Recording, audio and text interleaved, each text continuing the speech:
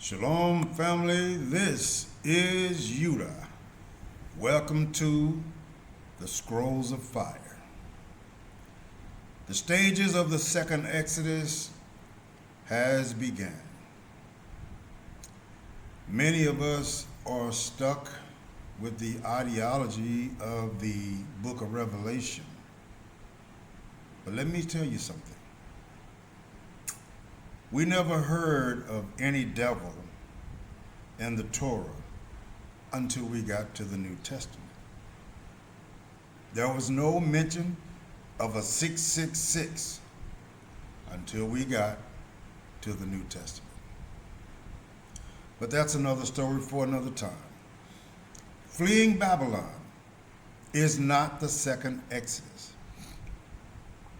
It's the preparation, not the fulfillment. The call to leave Babylon nations like America is a warning before judgment. It's not the Exodus itself. It's about moving yourself from systems of captivity, distortions, and covenant compromise. This phase is individual, voluntary, and often misunderstood as the Exodus, but it's not. The second Exodus begins after the remnant is positioned. Once the scattered seed has left Babylonian territories and is repositioned in its ancestral soil, especially in Africa, the land of origin and covenant memory, then the second Exodus will begin. So I'm going to give you the stages in this lesson. So I'm going to need you to stay focused and listen carefully. The second Exodus is not a migration, but a divine activation.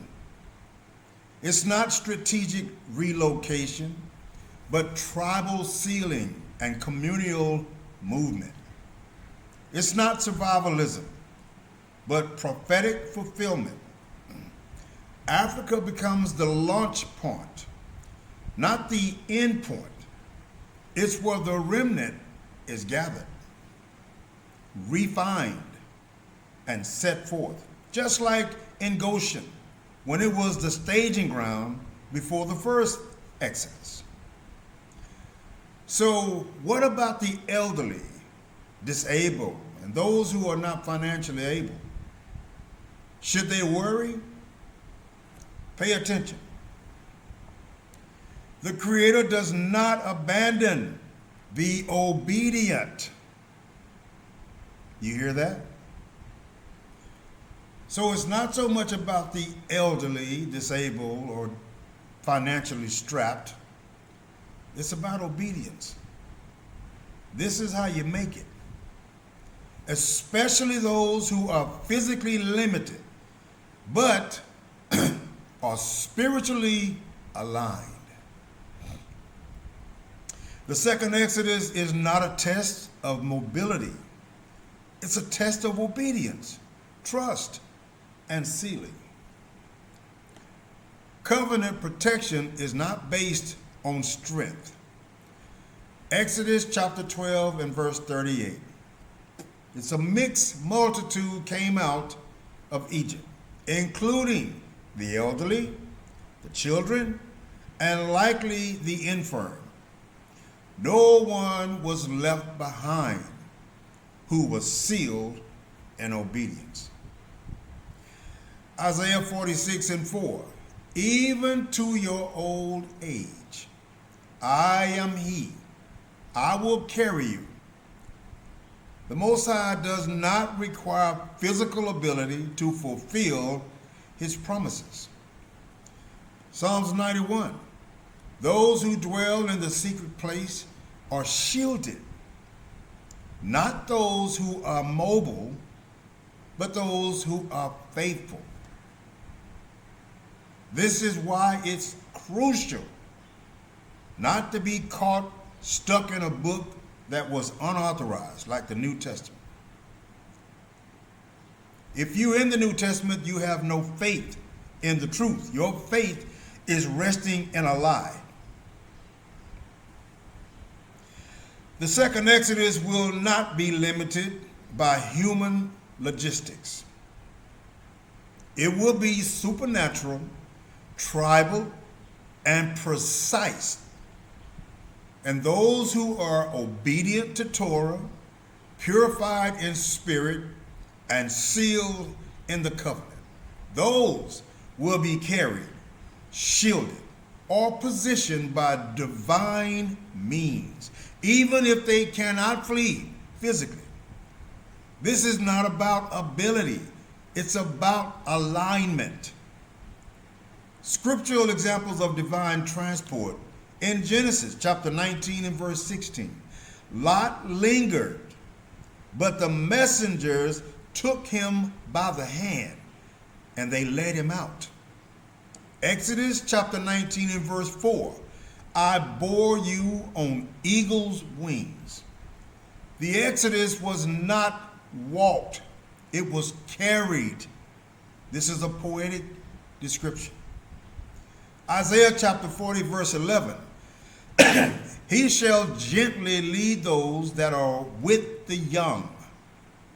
The weak are not forgotten. They are prioritized. The carried ones, covenant protection for the obedient who cannot flee, affirms that obedience is what qualifies you, not physical strength or financial status. That divine intervention will reach those who are sealed. The communal responsibility includes shielding the vulnerable. What about those who are able, both physically and financially, able to leave Babylon but refuse? This is where the line between obedience and rebellion becomes razor sharp.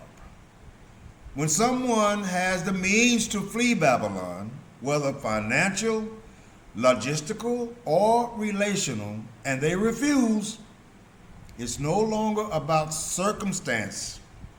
It becomes a matter of will, alignment, and spiritual posture. So refusal to flee Babylon is a covenant defiance. In Torah, when the Most High gives a warning or command, delayed obedience is disobedience. Those who can flee but won't are choosing comfort over covenant, trusting Babylon's system over Yah's protection, ignoring prophetic timing and ancestral urgency. This is not about fear. It's about defiance cloaked in convenience. Genesis chapter 19, verse 15 to 26. Lot's wife had the means and the warning, but her heart remained in Sodom. Her refusal to fully separate led to her judgment. Jeremiah chapter 51 and verse 6. Flee out of the midst of Babylon. Be not cut off in her iniquity. This is a command. This is not a suggestion. Exodus chapter 12 verse 38. The mixed multitude left Egypt. Those who stayed behind were not part of that deliverance. This is not about judging individuals. It's about clarifying consequences. The Creator is just. He will shield the humble and the obedient, but he will not override willful rebellion. What about economic crash while you're in Africa? What happens when the dollar crashes? Economic fear equals spiritual misalignment. In other words, you shouldn't be worried about that. If you trust Torah and the Creator, you have no business worried about that. When you read Torah, you see all of these examples where people that fell into distress, but they held on to their obedience, they were delivered. You saw it happen in the wilderness. You saw it happen at Mount Sinai. So economic fear equals spiritual misalignment. In Torah, preservation and provision are never tied to economies. They're tied to obedience and timing. Deuteronomy chapter 8, verse 3. Man does not live by bread alone, but what? By every word that proceeds from the mouth of Yah. So provision flows from covenant, not commerce. Exodus chapter 16, verse 4. Manna was given daily. It wasn't stored. The Most High trains his people to trust, not to be hoarders. Y'all know what a hoarder is, right? Isaiah chapter 33 and verse 6. Wisdom and knowledge shall be the stability of thy times. Stability comes from discernment, not financial systems. So economic collapse is not the threat. Spiritual compromise, that's your threat. The remnant must detach from Babylon's dependencies before judgment forces the separation. Y'all understand what that means?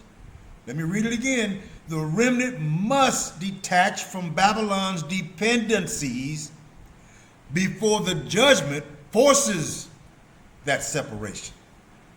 So before judgment forces separation, judgment will come as divine disruption. Plagues, collapses, exposure, and war. If the remnant hasn't already voluntarily detached, they will be violently severed without preparation, shielding, or clarity. This is a call to preemptive obedience, not a reactive scrambling.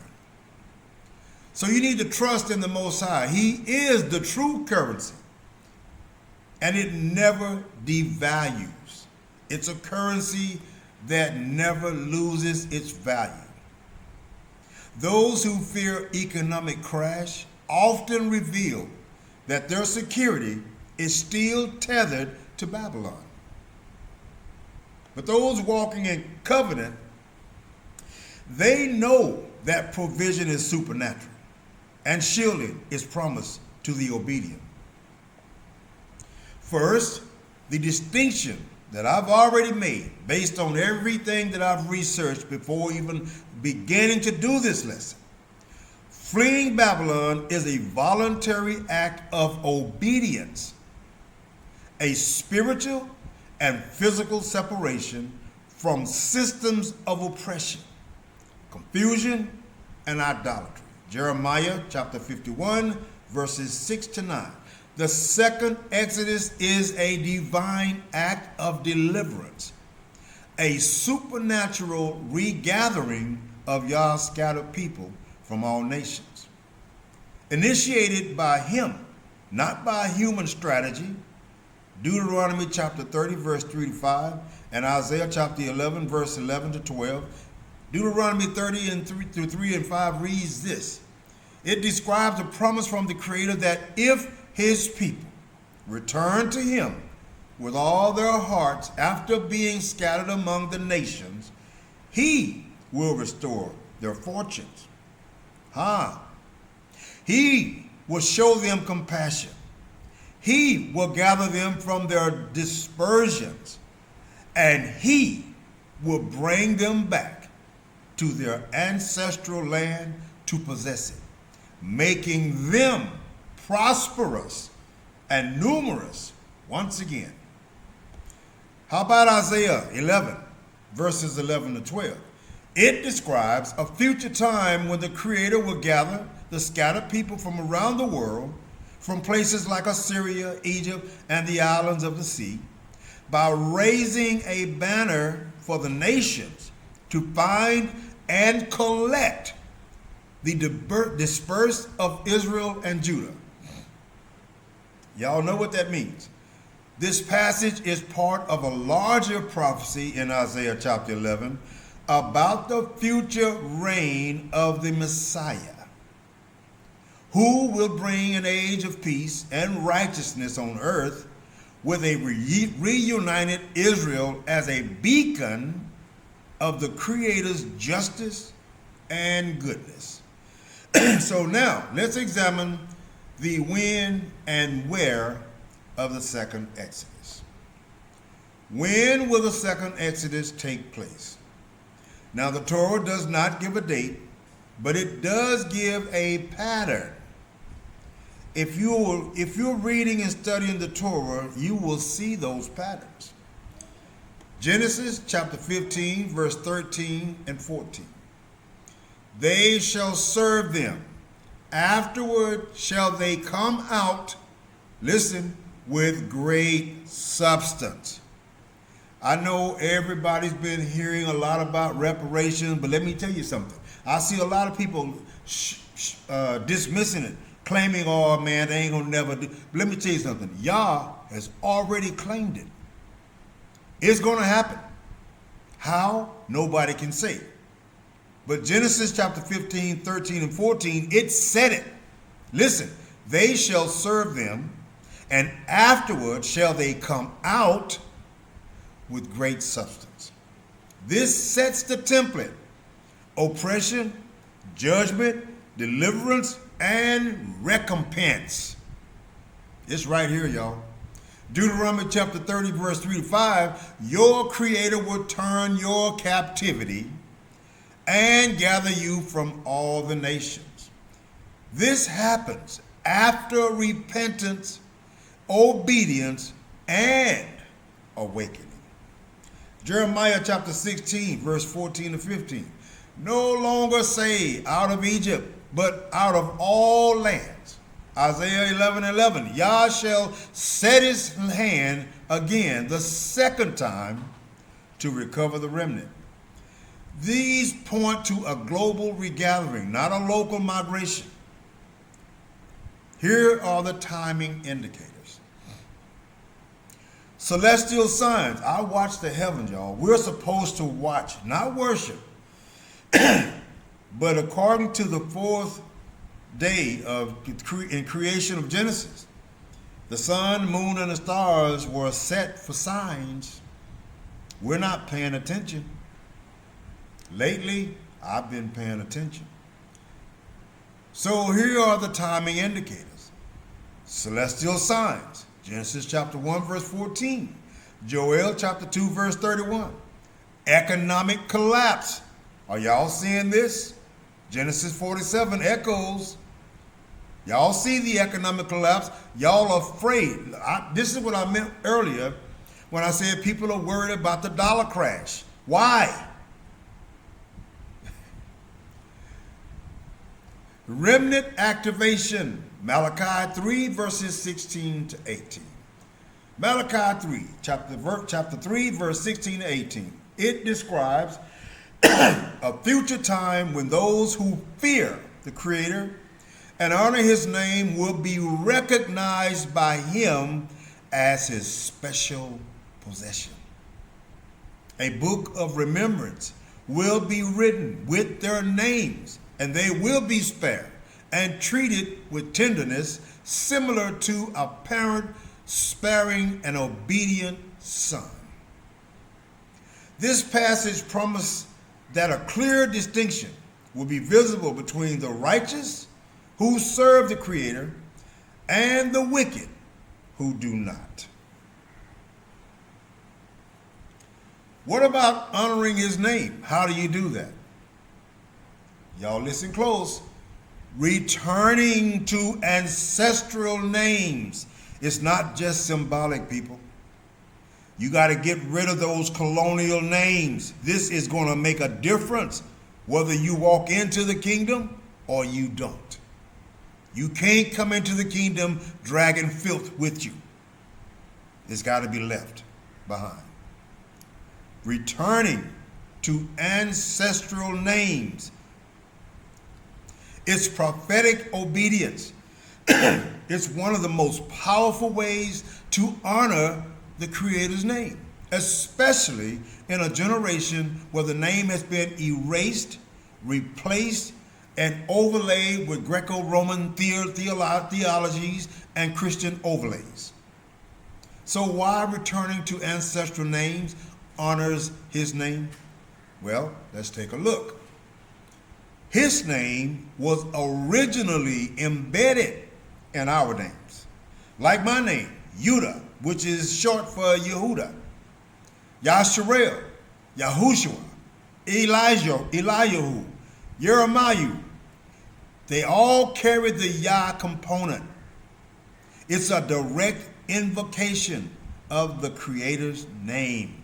That's why you need to return to your ancestral identities. It's critical. When we restore these names, we restore the echo of his name included in our identity. My people shall know my name. Isaiah 52 verse 6. I have placed my name upon them.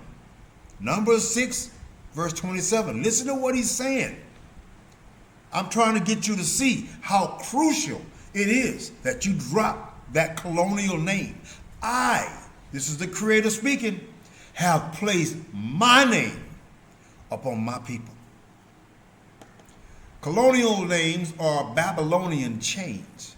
Names like James, John, Mary, Paul, they're all Greco-Roman overlays, tools of erasure. They disconnect us from covenant, from triad, from prophetic assignment. To bear those names is to carry Babylon's brand, even if you don't know it. So where will the second Exodus lead? Not just to Israel, as defined by modern borders, not just to Israel. Torah speaks of a land inheritance, but not through colonial maps. The remnant will be regathered to covenant land, Deuteronomy chapter 30 verse 5, reassigned by tribal identity. Ezekiel chapter 47 and verse 48, replanted in purity, not under foreign rule. And the key regions in this pattern is, for example, wilderness of the peoples, Ezekiel chapter 20, verses 35 to 38, a place of refining before entry. Land promised to Abraham, Genesis chapter 15, verse 18, from the river of Egypt to the Euphrates. So when Babylon falls, provisions for the seal will be. On the left side, the Babylonians' system, currency collapse. Covenant response, trust in Torah timing. Babylon system, market panic. Covenant response, purification and positioning. Babylonian system, fear of scarcity. Covenant response, faith and supernatural provision. So now the question is, does these blood moons that we've been seeing have any connections to the second Exodus? The three blood moons between March 25th, March 2025, and March 2026, which is the one coming, is not random. It is a prophetic sequence, and yes, it may deeply tie to the second Exodus. The blood moon sequence from 2025 to 2026, March 14th, 2025, blood moon on Purim. That's the feast of deliverance from Persia, modern day Iran. Fall of 2025, blood moon near Rosh Hashanah, the head of the year and trumpet blast of awakening. March 3rd, 2026, another blood moon on Purim, exactly 1 lunar year later. These are not just eclipses, family.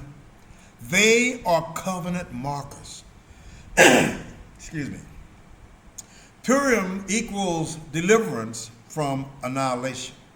Rosh Hashanah equals judgment and remembrance. Threefold repetition, divine emphasis, and sealing. Exodus echoes blood in the heavens, blood in Egypt, just as blood marked the doorposts in Exodus. These moons mark the skies, a global call to seal the remnant. The plagues of Egypt began with blood in the Nile. Now, blood stains the moon. Purim, as a prototype, is about hidden deliverance. Esther's name means hidden.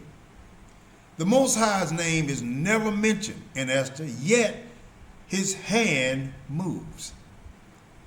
This mirrors today. His name has been hidden, yet he's moving to deliver. Rosh Hashanah as a trumpet, the fall of 2025 blood moon near Rosh Hashanah may be the shofar blast that awakens the remnant. It's a call to detach from Babylon, align with sacred time, and prepare for movement. I come bearing substantial facts, not speculation. My discernment about the 3 blood moons from March 2025 to March 2026, they align with the second Exodus and is grounded in both astronomical data and prophetic patterns. So let me lay it out with precision. Date of the first eclipse, March 14th, 2025. What type of eclipse was it? Total lunar eclipse. What was the visibility region? North and South America. What was duration of totality? 67 minutes. Number 2, the date, September 7th, one we just had, through the 8th, 2025. What type of eclipse was it? A total lunar eclipse. Visibility region, Asia, Africa, and Australia. What was the duration of totality? 82 minutes. Number 3, the date, March 2nd to March 3rd, 2026. What type of eclipse will it be? A total lunar eclipse.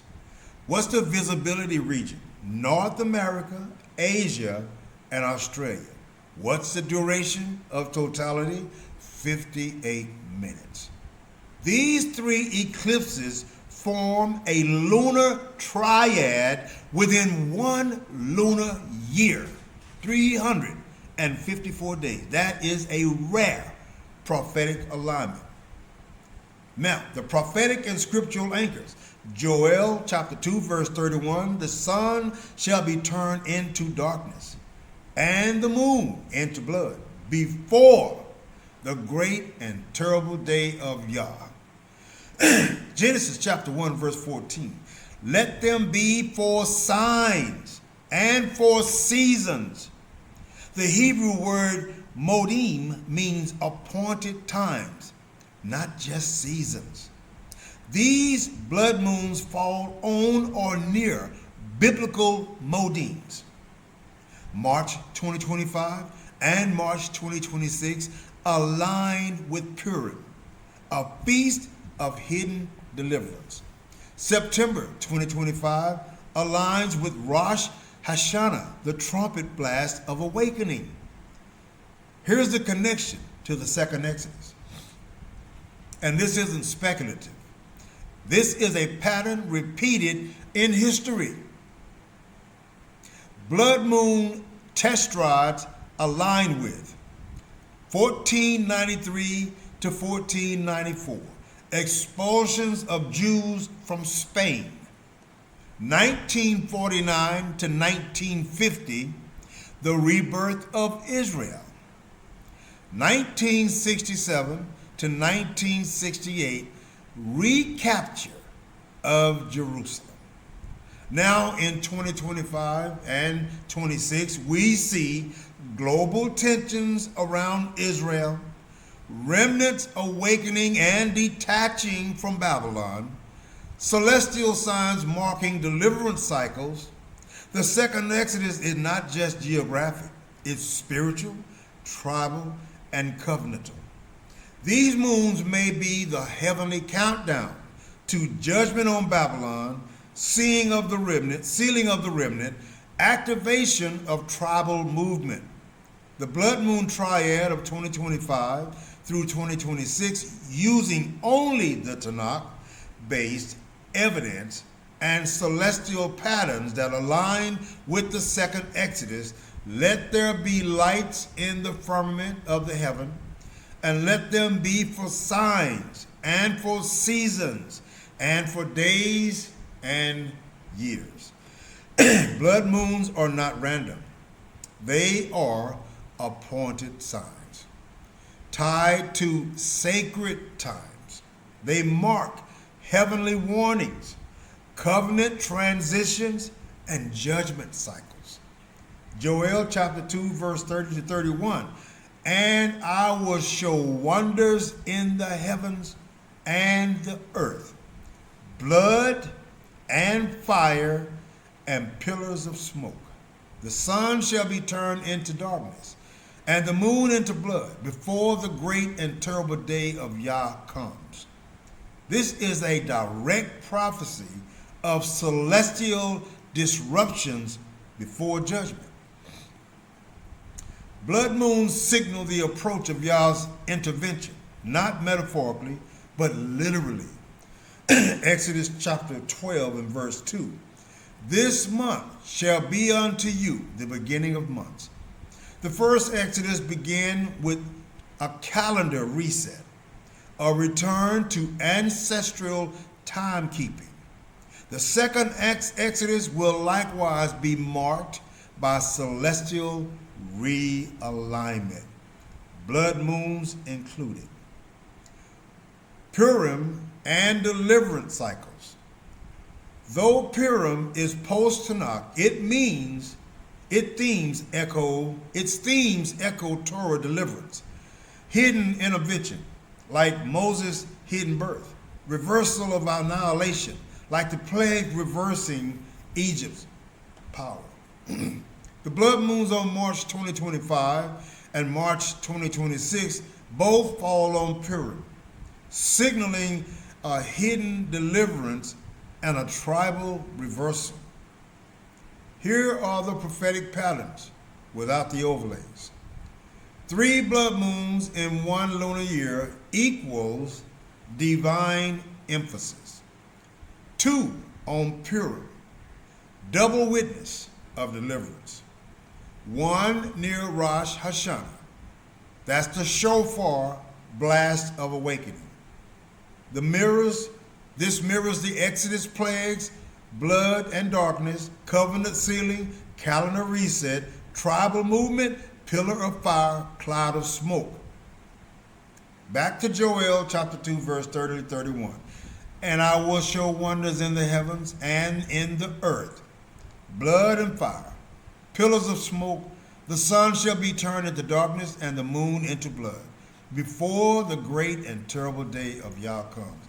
If I had to guess, based on my personal research and the signs in the heavens, I would say we are much closer to the second Exodus than anyone could guess.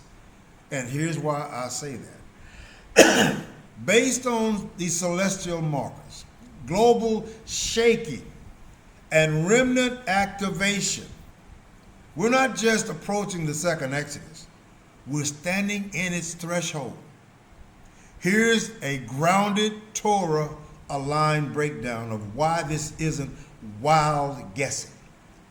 It's pattern recognition, rooted in ancestral discernment.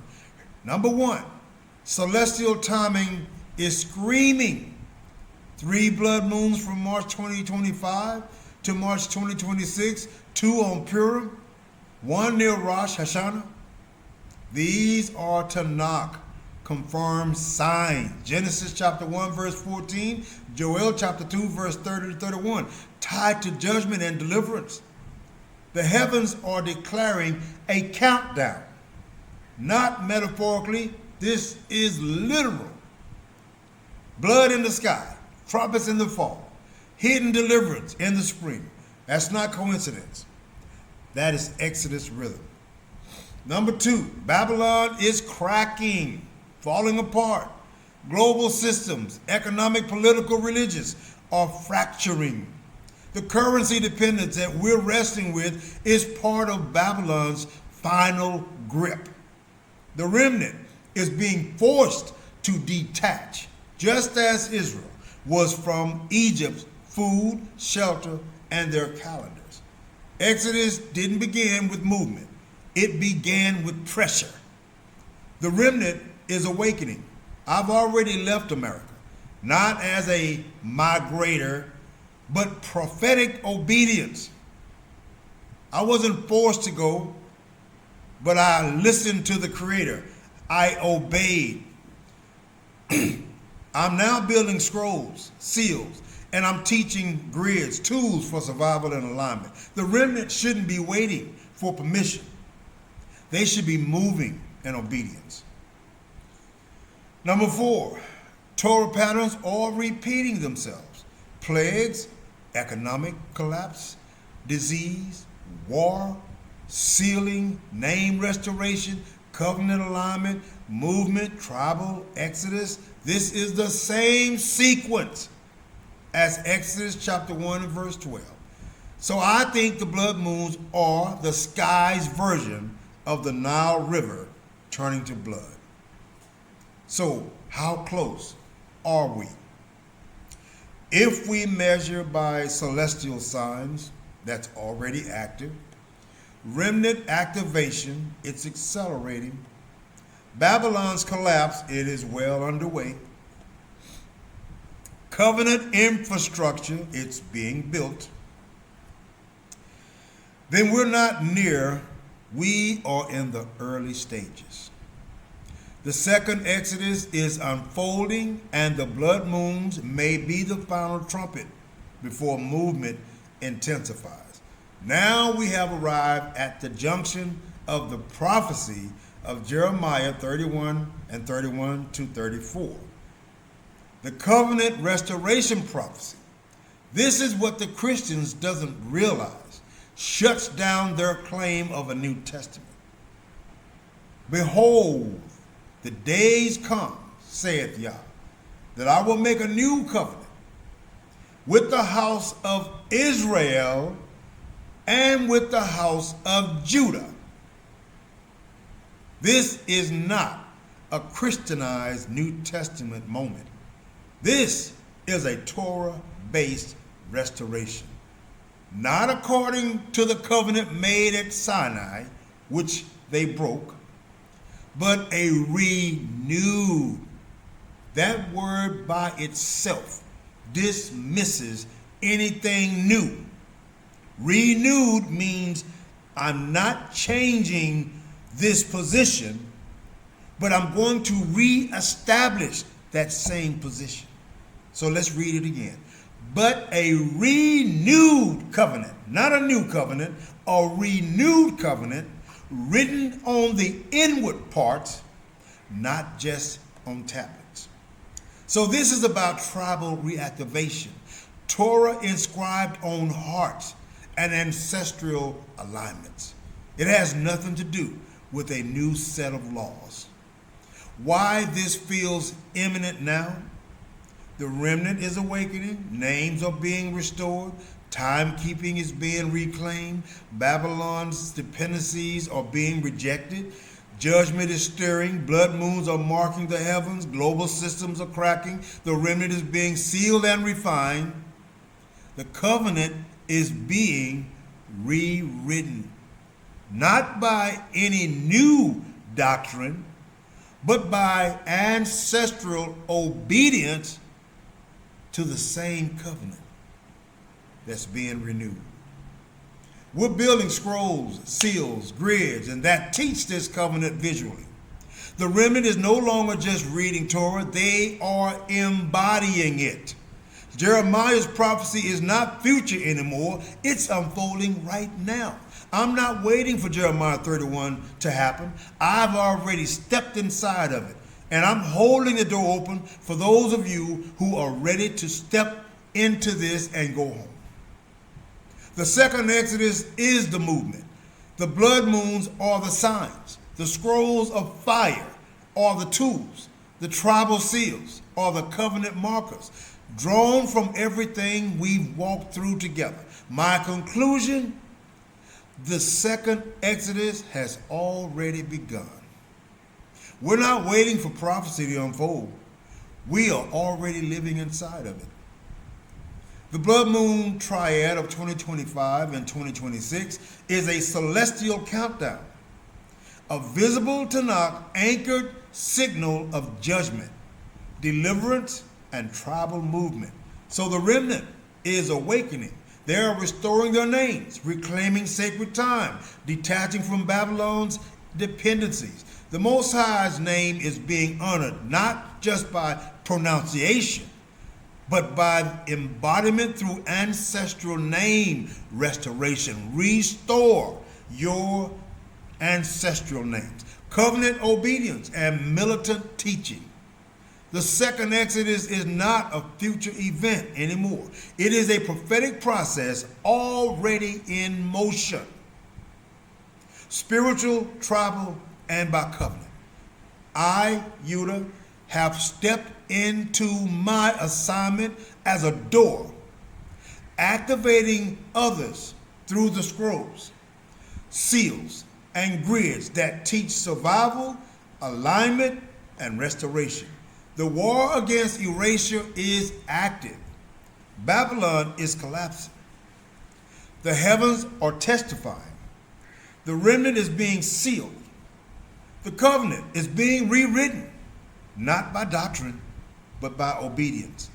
And I'm not speculating. I'm reading the signs. This is why I'm building these tools and activating the remnant. The scrolls of fire are not just content, they are weapons of restoration, because Babylon is falling and the remnant must rise. We are standing in the early fire of the second Exodus. We're not waiting for prophecy, but we're activating it. We're not speculating, but reading the signs of the heavens. We're not surviving Babylon, but building the alternative. Our names, our scrolls, our seal designs, they are not accessories. They are weapons of remembrance, tools of deliverance, and maps of the remnant. The blood moons are not poetic. They are covenant alarms. The detachment from currency is not fantasy. It is prophetic obedience. Don't let that scare you. The restoration of ancestral names is not nostalgia. It's honoring the name above all names. The stages of the Exodus is as follows. Stage 1, the awakening of the ancestry. Scattered seed began to discern their true identity as descendants of Yasharel. Do we not see this happening? Colonial names, imposed religions, and Greco-Roman overlays are starting to be rejected. Do we see this going on? Torah becomes the plumb line for testing all traditions, calendars, and teachings. Dreams, ancestral stirrings, and celestial signs catalyze the awakening. Stage 2, judgment and shaking of nations, global systems, economic, political, religious, they begin to collapse under divine judgment. Y'all see this. Plagues, wars, and environmental upheavals, they mirror the judgments on ancient Mitzrayim. Babylon, global captivity system, is exposed and it begins to fall. The call to come out intensifies, not just physically, but spiritually and ethically. Stage 3, covenantal separation and refinement. The remnant is sifted through trials to test their loyalty to Torah and ancestral covenant. Yes, you will be tested. False deliverance movements arise but are exposed by their deviation from the Torah. This stage mirrors the wilderness testing after the first Exodus, refining the remnant. Stage 4, celestial alignment and time restoration. Sacred timekeeping is restored through observation of the luminaries. Genesis chapter 1, verse 14, and Jubilees chapter 2.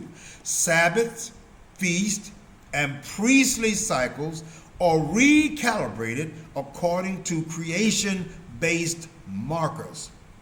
The remnant begins to walk in sync with the heavens, rejecting Roman calendars and artificial clocks. Stage 5, wilderness shielding and instructions. The remnant is gathered into wilderness zones or shielded regions for purifications. This is why I'm in Africa. This is a shielded region. Visual scrolls, tribal seals, and ancestral instructions are re-established. Elders and scribes rise to teach Torah without distortion. That's exactly what I do. Preparing the people for rulership. Stage 6, return to the land and tribal reassignment. The purified remnant returns to the land not by conquest, but by divine decree. Tribal territories are reassigned based on ancestral lineage and prophetic order. Ezekiel chapter 47 and verse 48. The land is cleansed of idolatry, foreign rule, and desecration. Stage 7, re-establishment of priestly order and governance. The Zadokite priesthood is being restored, and Levitical functions, they will resume in purity. The governance is tribal, Torah-based, and free from colonial Roman Christian theology overlays. The land operates under covenant law, not international treaties or secular constitutions. Stage 8, global witness and covenant expansions. Nations observe the restoration and seek alignment with Torah. Zechariah chapter 8 verse 23 and Isaiah chapter 2 verse 3. Gentiles who submit to Torah are taught by the remnant and grafted into covenant order. Yes, there will be Gentiles in the kingdom, not on the same status or level as you, but they will be there. The restored nation becomes a light, not through proselytizing, but through righteous example. Stage 8 of the second Exodus, prophetically understood, marks the climax of separation, sealing, and irreversible judgment. This is not just a repeat of the ancient Exodus. It's the final activation of covenant distinction before global collapse. And here is how it unfolds. Covenant sealing of the remnant. The climax begins with the final sealing of those who walk in Torah fidelity, ancestral alignment, and prophetic obedience. This is not symbolic. It's a real-time spiritual and genetic distinction from the nations. The remnant is marked not by religion, but by obedience, name restoration, and ancestral purity. The collapse of Babylon systems, economic, religious, and political overlays began to implode. The climax exposes the false coverings as of Christianity, Islam, and Greco-Roman science, systems that enslaved the scattered seed. The remnant watches as Egypt, spiritual and literal, is judged again. Goshen, reborn, just as it was in Goshen when they were shielded in Exodus chapter 8. the remnant now enters into a prophetic Goshen. Not a geographic one, but a covenantal one. This is the climax of distinction.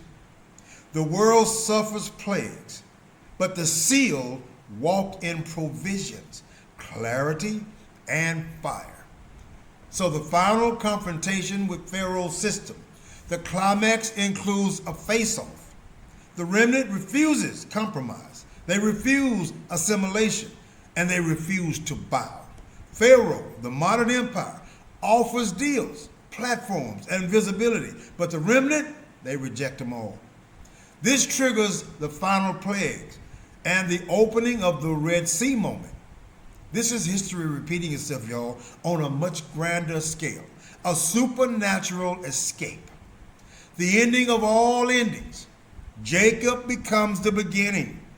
This is not just the climax of the second Exodus. It's the collapse of the counterfeit and the crowning of the covenant. The world's systems fall, and Jacob rises, not as a victim, but as the vessel. Collapse of the nations. The final stage sees Babylon's fall. Egypt judged, and the beast system exposed. All overlays, religious, scientific, political, are stripped bare. The remnant watches, sealed and shielded, as the nations reap what they sowed. Jacob restored. Not the man Jacob, but the seed. The remnant, the tribal lineage. This is the new beginning, not a revival of religion, but the resurrection of covenant identity. Jacob becomes the template, ancestral, militant, obedient, and aligned. Covenant fire ignites, the scrolls open, the seals are visible, the names are restored. Jacob walks not in exile, but in assignment. The remnant becomes the first fruit of the new age, not by power, but by purity. The New York, the Twin Towers, it was a symbol. The Twin Towers can be seen as more than architectural marvels. They were emblems of the evil global empire, economic dominance, and Babylonian pride. What they represented was global finance and trade. The towers housed the World Trade Center, literally the hub of international commerce. This aligns with Babylonian trafficking, a system tracking in souls, wealth, and deception. Western supremacy, their height and prominence symbolized the Greco-Roman overlay, a world built on colonial extraction, not covenant justice, human achievement without Yah. Like the Tower of Babel, they were monuments to man's power, not divine alignment. Prophetic echoes in that fall was 9/11. It wasn't just an attack, it was a shaking. The collapse exposed the fragility of empire and the illusion of invincibility. Many see it as a warning shot, a call to come out of Babylon, to reject the systems that enslaves Jacob's seed. The dust and ashes, they mirror Isaiah chapter 47. Sit in the dust, O virgin daughter of Babylon, for Esau is the end thereof, and Jacob is the beginning of it that follows. 2 Ezra chapter 6 verse 9. This is not poetry.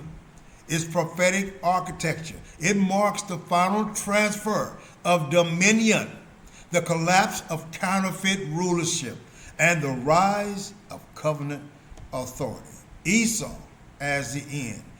Esau represents the nations, the profane rulership, the system of appetite and conquest. His dominion is built on violence, deception, and temporal power, but it has a limit. The second Exodus ends with Esau's fall. His cities will crumble. His alliances will fracture. His covering is stripped. And Jacob, as the beginning, Jacob is not just a man. It's the remnant. It's us, the seed, the covenant carriers. The beginning is not geographical. It's ancestral alignment. It's Torah fidelity and tribal restoration. Jacob's rise is not to rule like Esau did, but to restore what was erased. And this, my family, is the stages of the second Exodus and the climax of the end, in which only those who are obedient to the Torah will prevail. If you are in anything other than Torah, you will not be saved. Shalom.